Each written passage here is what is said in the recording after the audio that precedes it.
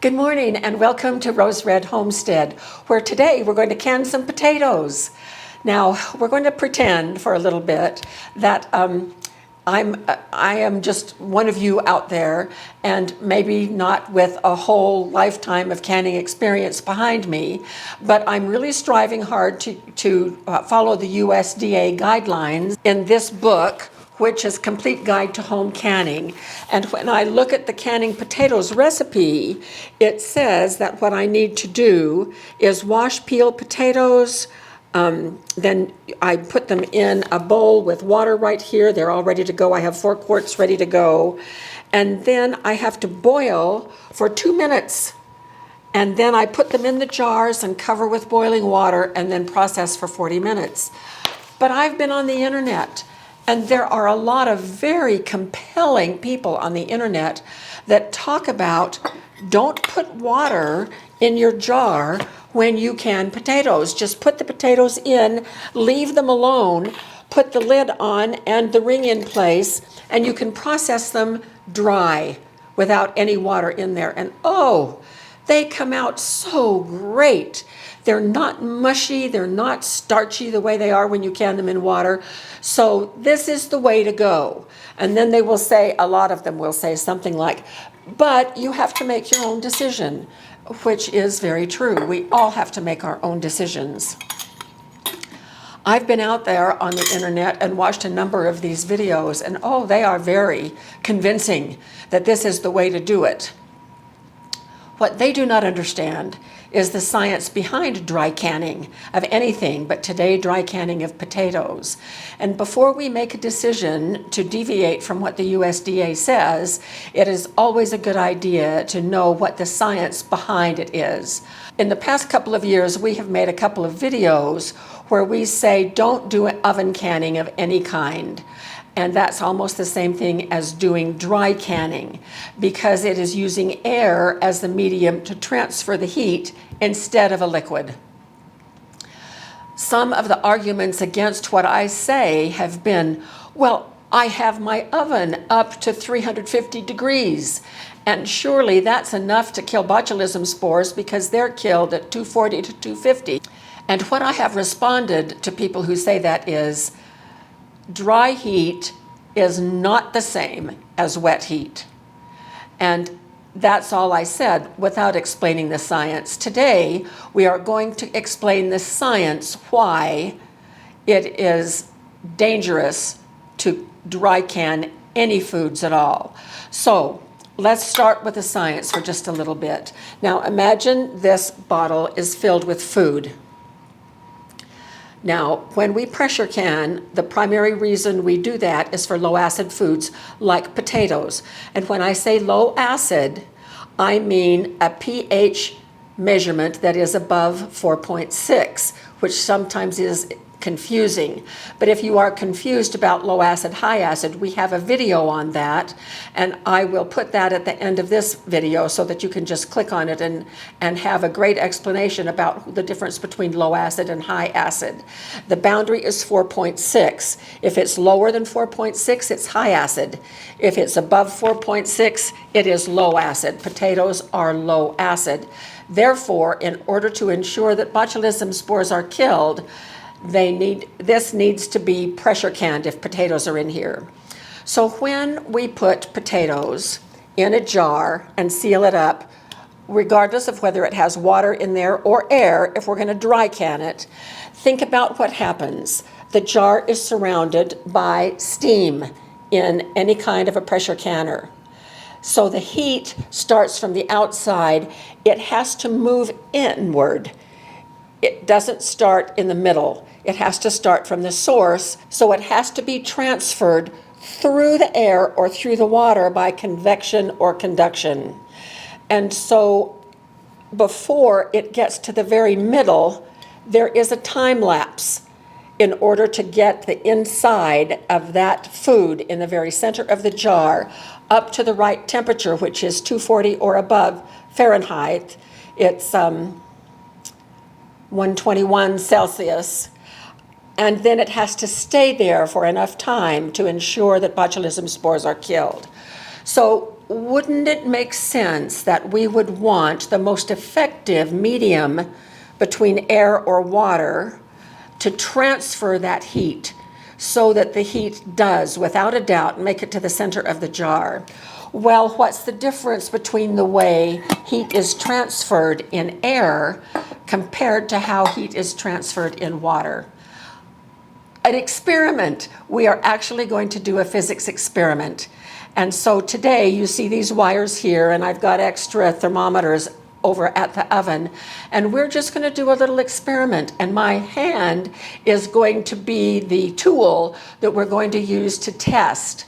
So the first thing that we're going to do is go over to the oven. I've had the oven heating. I wanted to get it up, the temperature up to 200, between 200 and 210, and I've had to struggle a little bit to do that. But let's go over and see where they are that temperature measurements are right now to see if we can do our work. All right, so I've set the oven for 200 degrees, and then I put these two thermometers in two different places inside to measure the actual temperature inside my oven. So you'll see the number on this side is what the temperature measurement is. The number on this side is when the buzzer is going to go when it hits that. But right now it's 225 in that place and it's 241 in the other place, and they're about that far apart. So I'm just going to stick my hand in the oven and I'm going to leave it there for as long as I can stand it. And it's hovering at right about the 220 to 240.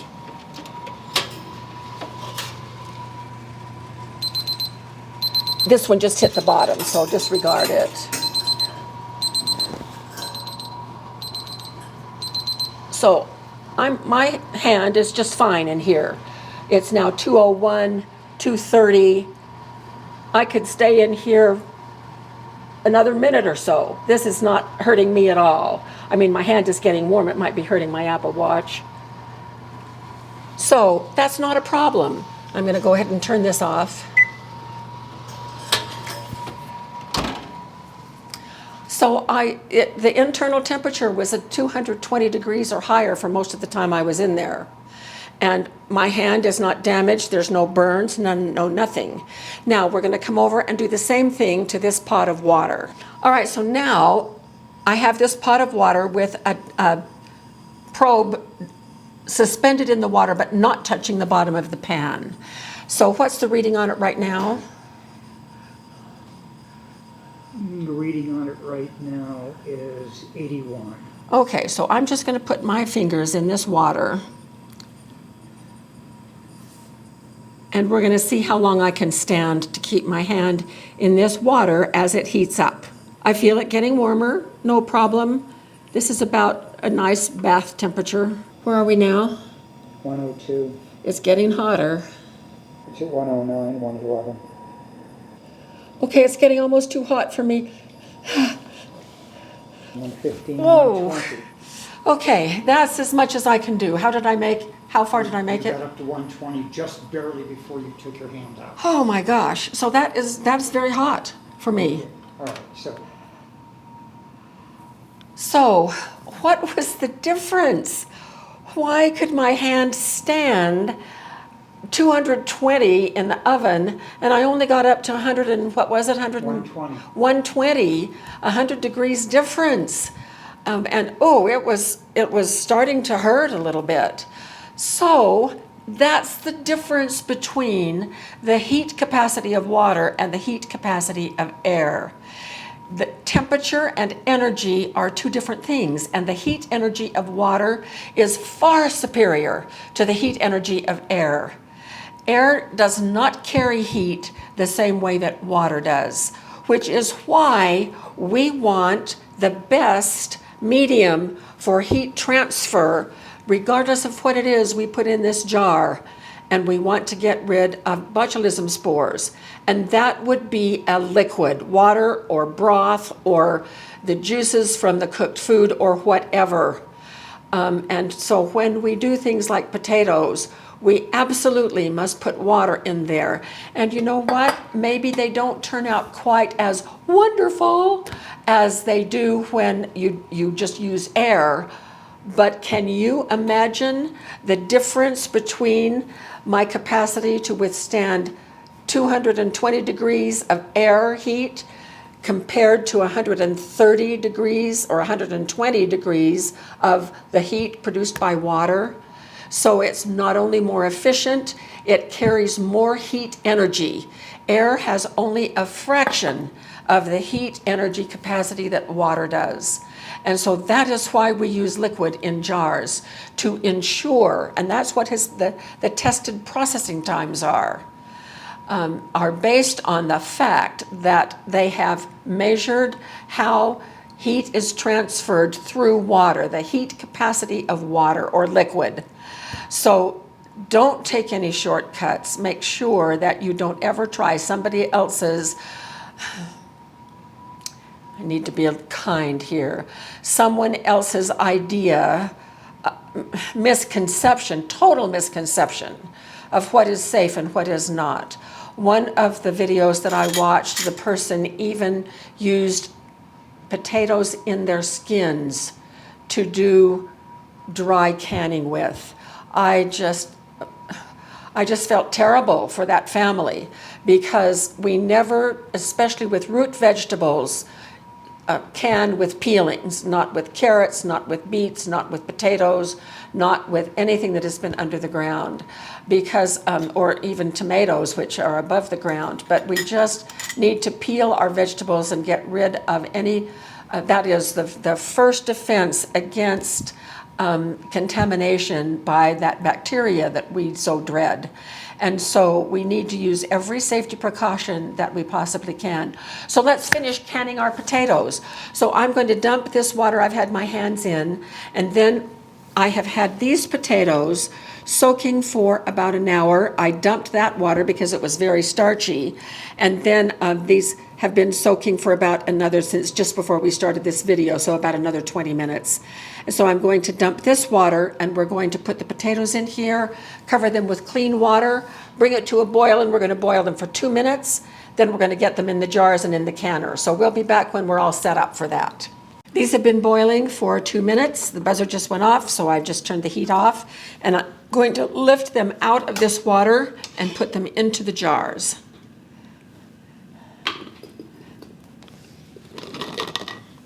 I have about a half a teaspoon of salt that I have put in the bottom of each jar.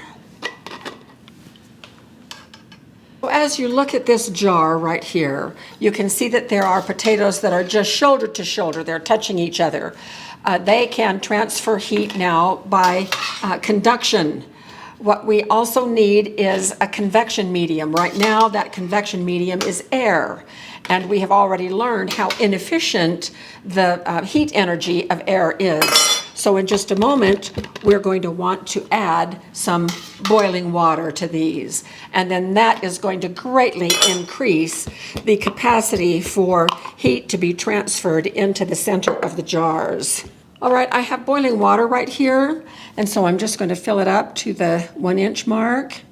And then we will do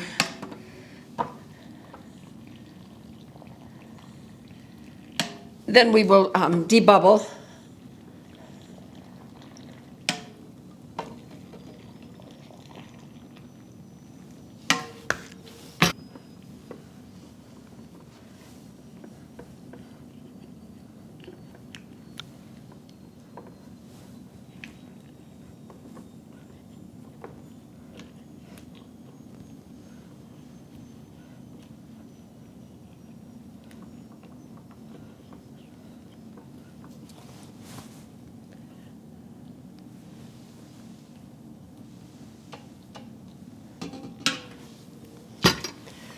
I have water on a paper towel right here, no vinegar because there's no oil or grease present. I don't need oil, I don't need vinegar. And then the lids that have been washed and finger tight.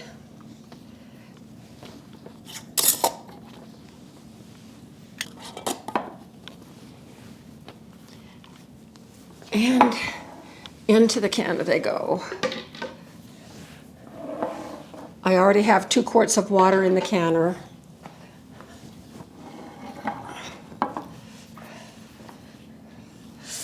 Ooh, the lids are getting hot.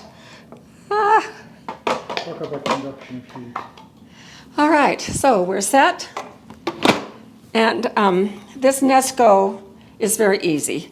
I have the pressure regulated in the up position so that it can vent steam. I'm going to hit high, and then I'm going to set for, for 40 minutes.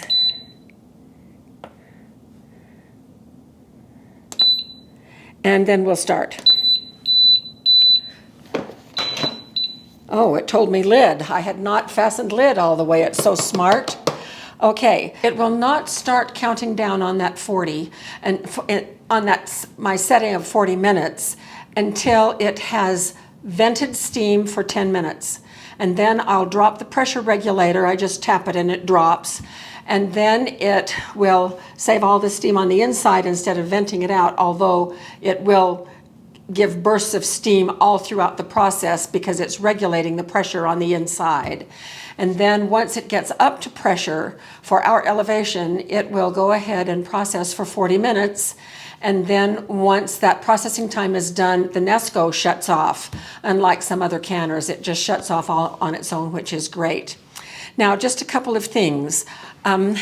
With our new Amazon store format, it makes it very, very easy for me to copy those links that are in our Amazon store for the products that we use in each video. We get so many requests for, where can I get this that you showed, or where can I get that?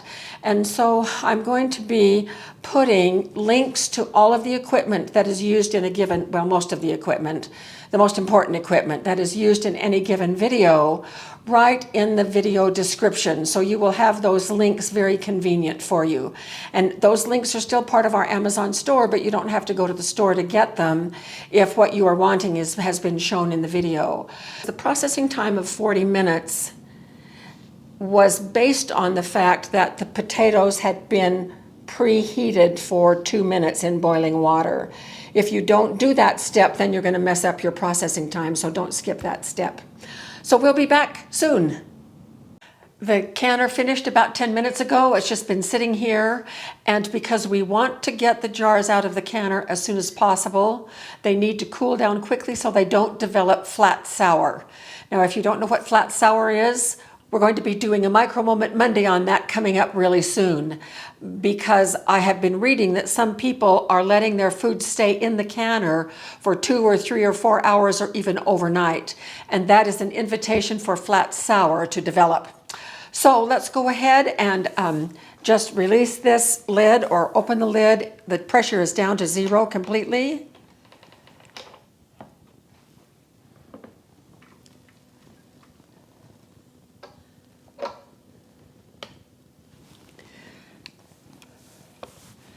And we will be removing these.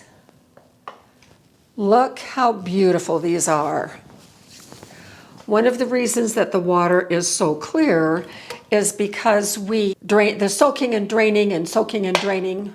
Whoa, that one popped right there in front of us. So there we have it. And so these should be very nice and clear and not get starchy the way sometimes potatoes do. These are gorgeous.